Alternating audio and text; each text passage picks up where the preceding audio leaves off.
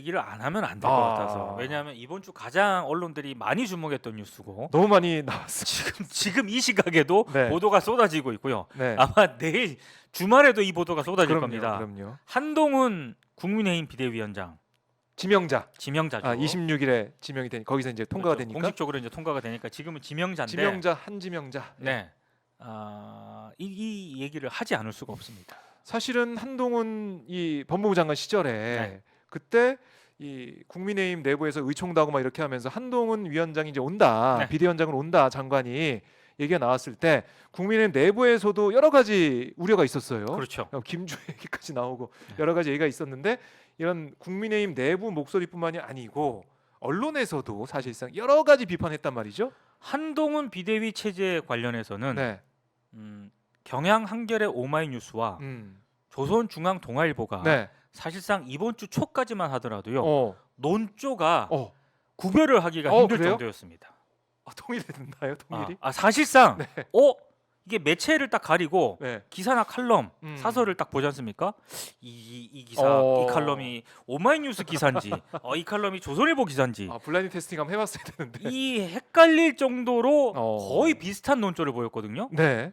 그 정도로 한동훈 비대위 체제가 가지는 문제점이 심각하다는 거를 언론들도 알고 있었다는 얘기지 않습니까? 이거 진보 보수 가릴 것 없이 네. 문제가 있다라고 지적을 한 거네요. 왜냐하면 네. 대통령도 검사 출신이고 그렇죠. 지금 총선에 지금 이게 거론되는 인사들도 네. 검사 출신들이 쏟아져 나올 것 같다 이런 얘기가 나오는 거고. 그럼 용역관 얘기 나오고 검역관 그렇죠. 얘기 나오죠? 지금 국민의힘 원내대표가 경찰 출신입니다. 윤재호 원내대표. 네. 맞습니다. 근데 만약에 비대위원장이 또 검찰 출신이 오지 않습니까? 그럼 이게 무슨 검경 합동수사반도 아니고 이런 얘기까지 나왔잖아요. 사무총장도 이만희 맞습니다. 의원도 경찰 출신이죠? 경찰 출신입니다. 이게 검경 합동수사반이에요, 사실.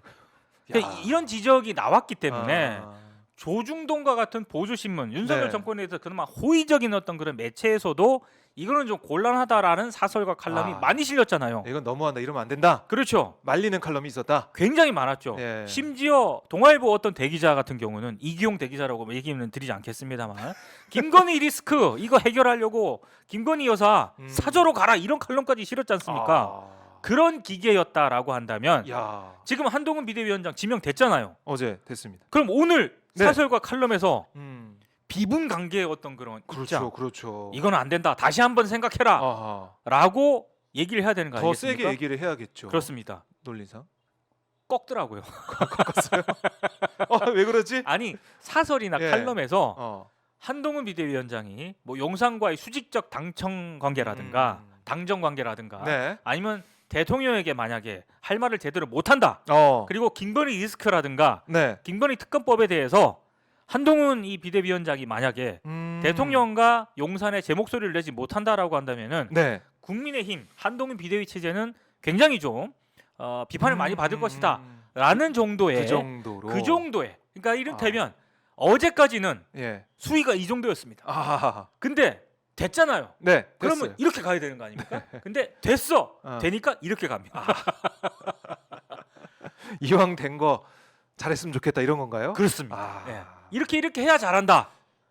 도대체 그 조중동의 비분 관계, 네. 그 울분 어디로 갔느냐? 어디로 갔느냐? 묻고 싶습니다. 어디로 갔습니까? 어디로 갔는지 모르겠습니다. 어디로 갔습니까? 그러니까 조중동의 네. 어떤 영향력이라고 하는 게 일정 부분 저는 이제 보수 진영에 미치는 영향력이 있다라고 생각을 하거든요. 그럼요. 예. 아무래도 특히 이제 보수 지지층에서는 그럼요. 뭐 조간을 보든지 아니면 네. 뉴스 찾아보든지 네. 유튜브 방송 보든지 보수 언론을 많이 보지 않습니까? 그렇죠. 영향이 있어요. 있는데 논조가 일관적이지는 않다. 네. 상황에 따라서 좀 왔다 갔다 한다. 예. 그래서 이렇게 또 기대를 걸었다가 또 나중에 상황이 좀 여의치 않으면은 네. 다시 비판하는 쪽으로 돌아설 수도 있습니다. 그럼요. 그런데 저는 언론이 최소한 어떤 사안에 대해서 논조의 일관성은 가져야 되는 거 아니겠습니까? 그러지 말았으면 좋겠다. 그리고 모든 언론들이 거의 대부분의 언론들이 이걸 지적을 안 하고 있던데요. 어떤 거요? 현직 법무부 장관이 예.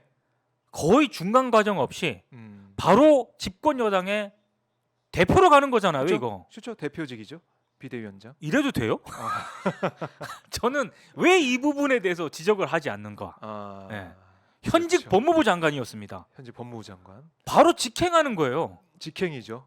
이래도 되는 것인가? 비대위원장 가기 위해서 법무부 장관직을 내려놓게 된 건데. 그렇죠. 사실상.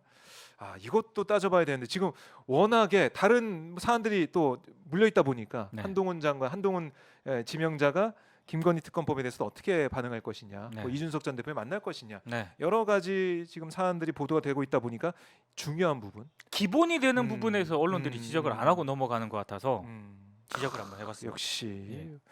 띵구리의 직관력, 통찰력, 저널리즘답다. 아이 뭐 오마이뉴스에서 이미 다 선샤인님께서 이런 또 댓글 주시면서 응원을 해주고 계시고요. 지금 오마이뉴스 박정호 기자가 네. 진행하는 네, 핫스팟 네, 이런 것만 충실히 봐도요 네. 이 정도 얘기는 합니다. 그러니까요. 하지만 음. 비중 면에서 음. 빈도 면에서 네. 전체 언론 지형에서 이런 지적들 목소리가 너무 소수예요. 그래서 잘 들리지가 않아요. 네. 그래서 금요일 오후 4시 반에 저희 오마이 TV 꼭 보셔야 되고요.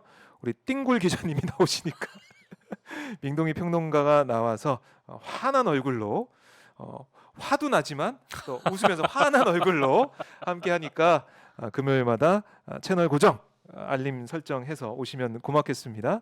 자, 그 각 언론에서 비중 있게 다루지 않고 또 여론 형성이 안 되고 있고 우리가 잊기 쉬운 그리고 잘 모르는 이 사안들을 오늘도 저희가 들어보시 너무나 감사드리고요. 네. 감기 걸리지 않게 몸 관리 잘하시고 다음 네. 주에 또 건강한 모습으로 뵙겠습니다. 고맙습니다. 고맙습니다. 네.